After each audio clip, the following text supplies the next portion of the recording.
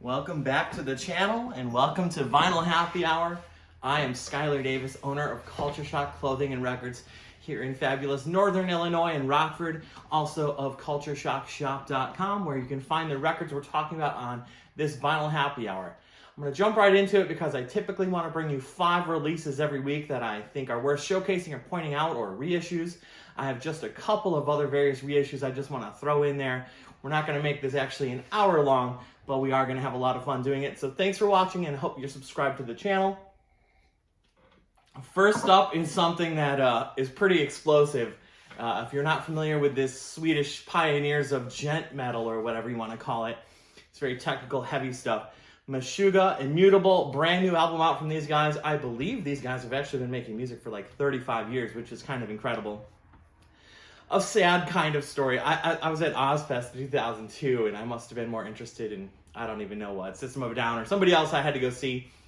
I don't think I watched these guys set. The only time I would have been able to see them live, but I wasn't, my little brain at that time was all simplified still. I wasn't ready for this technical, heavy, brutal metal that Meshuggah was playing. So I didn't even like them back then or couldn't get into them yet. I don't know why. I wish I would have, but they had some 2000s albums that were amazing too.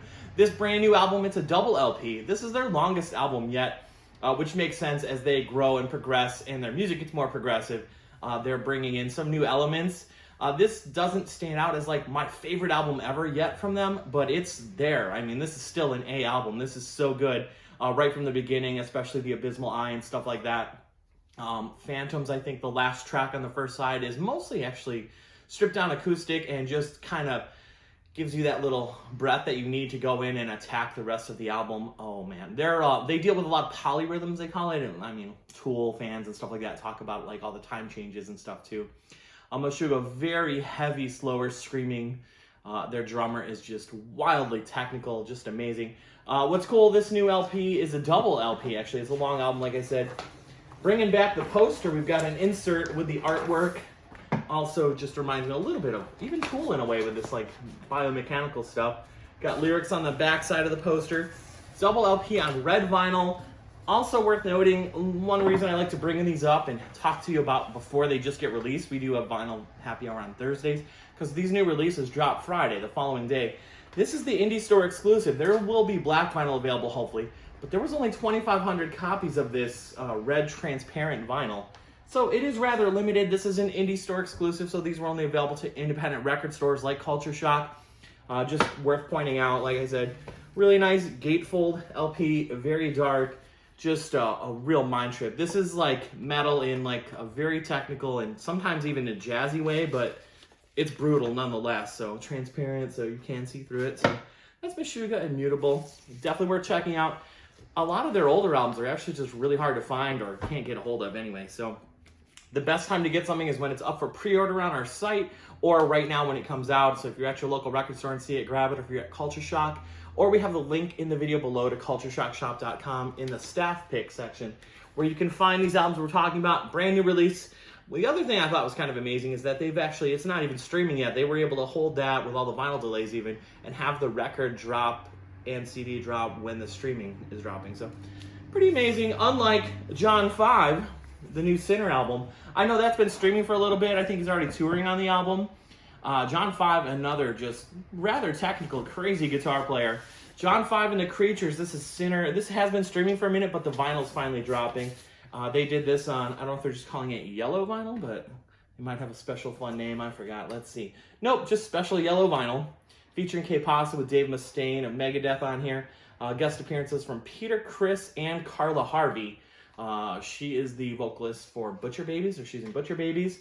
So this is a mostly instrumental album. If you're not familiar with John 5, crazy metal guitarist, technical guitarist, not even, you know, he purges beyond metal even and stuff like that. So he is all about the guitar though, and this is a pretty strictly instrumental album. There are a few vocals on a few tracks where there's some guests and stuff. But there's industrial mixtures, there's just crazy technical solos, a lot of effects, some industrial even. He's just a wildly amazing guitarist. He's sitting up there with a lot of other famous musicians who are just, you know, the Steve Vais and Yngwie Malmsteens and stuff like that. I know John 5, of course, he has had some solo and other feature albums before. He was recording and touring guitarist with Marilyn Manson and Rob Zombie. So he's had some pretty big stage stuff too, and big recordings. This is a gatefold also with his two bandmates. So it must be John 5 and the Creatures, must be these guys over here helping him out. So you've got, let's see, on bass, Ian Ross, and drums, Logan Miles Nix. And then John 5 on guitars. That's the main power trio of the entire instrumental part of the album. There's a lot of electronics and other fun things mixed in. Definitely worth checking out. It's a pretty epic album. Also, it's cool to see that, hopefully you can see on camera, the little spot gloss on these little greeny splashes. Very cool album, though. Definitely worth checking out. Definitely one of the best times I've been able to hear John 5 really solo, get to work. Let's go. This is like my week, I swear. It's like I've been so obsessed and into metal for a long time. And I've really gotten hard into jazz these last few years too. Especially just the great jazz albums and hard to find jazz albums. So Blue Note has been doing this thing called the Tone Poet series. So they have had some regular releases, but the Tone Poet is even more special. It is still completely analog mastered from the original tapes. Total audiophile experience. But the Tone Poet also is pressed in Germany. I think Optimal Plant. High quality vinyl, high quality jackets. I don't know if you can see just by looking at the non-bending sturdiness of these heavy gloss jackets. They're amazing though. These will be around for 100 years probably. This is a way to put out an album that you want to preserve and have. This Sonny Red album is actually new to me. I had never listened to this and barely knew anything about the guy. Another, kind of an overlooked sax player in the early jazz era. There's actually a couple pictures of him from the sessions in here. This was recorded in '59. The great Rudy Van Gelder studio and engineer recorded this, put this together. It came out in '60. Blue Note Records, 1 in a million. I have searched millions of records in my years of buying and acquiring records on my personal level and for the store, looking through collections, attics, garages, trucks, trailers, you name it. An old Blue Note record, especially out here in the Midwest, is very tough to come by. And you can see even online, crappy, scuffy copies of this album, particularly, I've noticed sold for over 600. A very nice copy, which you may never find, someone willing to let go of it anyway, has been selling for over $1,000, over $1,000. So these Blue Note records are not only great sounding, perfect little captures of jazz music from that era, but extremely expensive. So to get these sweet, sweet copies that are all analog, sound perfect, sound better than almost any record in my collection when I buy a reissue or anything. Spotless, perfect sounding. They've got some of the engineers and people who are remastering these who've worked with, Sound Matters or Music Matters and Mobile Fidelity Sound Lab. So this is some top-notch material getting reissued. It's amazing, honestly. I think it's just a great thing to have. And there's obviously a lot of other metal and progressive and prog and other things have a lot of roots in jazz, and that's what my mind has picked up on a little bit more than just the jazz music. But this is an introductory piece. This is something to get into jazz also with. Not only was it a rare piece that I think hardcore collectors and jazz collectors and people like myself would be into, but you can just pick this up casually and listen to it. I mean, you've got Wynton Kelly on piano, Sam Jones, Paul Chambers does bass on a couple tracks. He's just a really good, smooth saxophonist. Nothing too far out, nothing too hard to wrap your mind around. So even if you're not deep into jazz, this would be a great beginner piece, I think. A nice piece to listen to. It's got that kind of old, to me, it's like childhood, chilling at an apartment store on Christmas or getting fitted for a suit at the men's store or something like that when I was a kid. Like, just a really nice, got a good little snap to it. Good jazz piece. Great players on it. Great sounding album. So yeah, I think it's a great piece to get into. They do these anti-static inner sleeves. Just the impressive sound of the record and the presentation of it. That's one thing I love about, especially the Blue Note record era of the 50s, 60s, and even somewhat into the 70s. The guys who ran Blue Note always put together a lot of wordplay and color play and photos that just kind of pop. So it's just a cool piece, and no wonder those things have taken off and have always been so collectible. Jackie McLean, Tippin the Scales. Okay, so this is another great jazz piece. Earlier 60s, I think 62. Another one of those Tone Poet ones, really easy to get into. Really high quality sound. But this is kind of a funny story because I think Blue Note in the era of the early 60s was dropping about one album a week. I think they'd bring the guys in, rehearse and pop out an album or pop out the recording at the end of the week, and then I think the guys would go and play at local clubs and stuff. Seemed to be kind of the traditional thing, and their in-house artists would put together the jacket and the artwork, and then they'd have a new, album to press every week. This one never got released. Jackie McLean, great saxophonist. He's one of those early hard bop guys who eventually did go into a little bit of the free jazz or the more avant-garde jazz, but you just hear hints of that on his earlier work. This is from '62. I was interested to see he's actually released 21 albums, I guess, on the Blue Note label. So that's pretty cool. Sonny Clark on piano, Butch Warren bass, Art Taylor on drums. You'll notice a lot of the guys that these people work with have also worked with, other, Charles Mingus and Coltrane or Miles Davis, a lot of other big jazz artists too. This is another great one to get into. Oddly enough, this never got released in its original era, though. In Japan, I believe it got released in '79. I can't say this exact. I think that's about the year. But '70s, '80s, especially, the Japanese culture, Japanese record labels were trying to dig into this Americana, essential jazz era and reissue them and collect them and buy them. So it's cool that never got released, and then it did. Hard to find, of course, and I think was only in Japan. But now we finally get this reissued properly, and with the original artwork style that would have been laid out for Blue Note, the reissues had some red artwork, or if you see it on streaming platform, looks much different on the art. So, but let's move on. I have another, this is a reissue. Let's go back. We're doing a lot of jazz and metal. I'm going to talk about a couple of reissues in a second, but this is a fun one. Spineshank. This is the height of Callousness. Is this 2000? Yeah, this came out in 2000. This is some cool new metal, let's just say. There's definitely a lot of elements of that era, especially like Static X, Slipknot, things like that, a little industrial. But they said this is a limited amount. Real Gone Music did it on red cloud vinyl, and I was like, what is this? Is this going to be some marbly red or something? No, it's pretty cool. I hope you can see that, but there's little specks and spots and little blowouts in the red and clear mixture. It's red cloud vinyl, I guess, although it's very orangey to me.